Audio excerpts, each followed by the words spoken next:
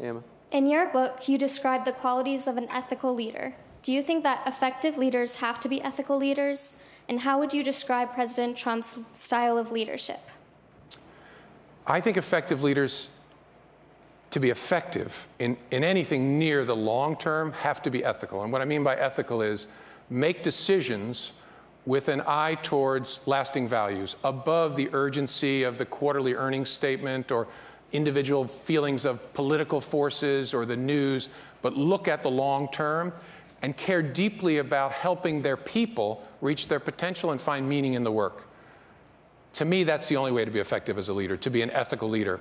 And one other thing I'll say, to bring truth to the center of your enterprise, whether it's a nonprofit or a company or the government, to have truth at the center of it, the truth about yourself and about the troubles that you're dealing with.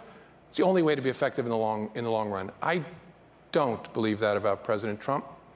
And the reason I say that is ethical leaders have external reference points. When they're making hard decisions, they draw on philosophy or religious tradition or logic or history.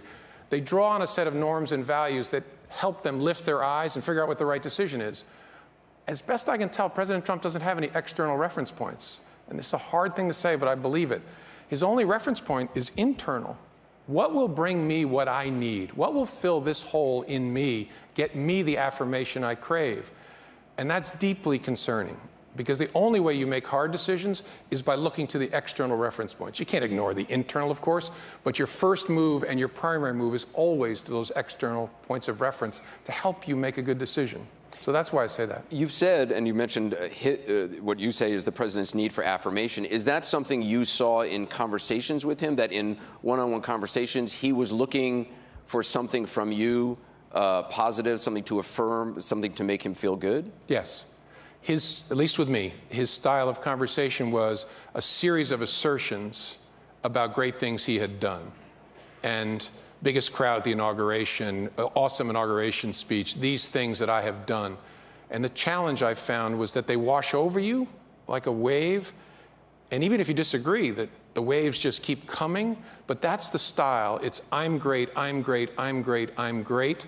And I suppose if there's a pause, it's to elicit a response of a similar nature. But that struck me. It also struck you, and I thought this was interesting, and I had never thought about it, that you've never seen him laugh. Yeah. Why is that significant? Yeah, it's a great question. The mark of a great leader, I believe, is a combination of things that seem contradictory. Enough confidence to be humble.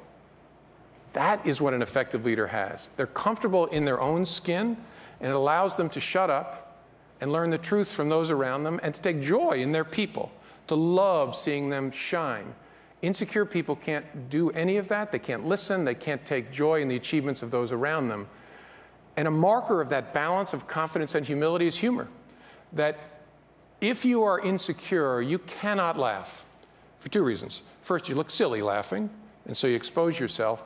And engaging in a humorous encounter with somebody else is a risk for an insecure leader, because I might have to acknowledge you, that you said something funny that I didn't say.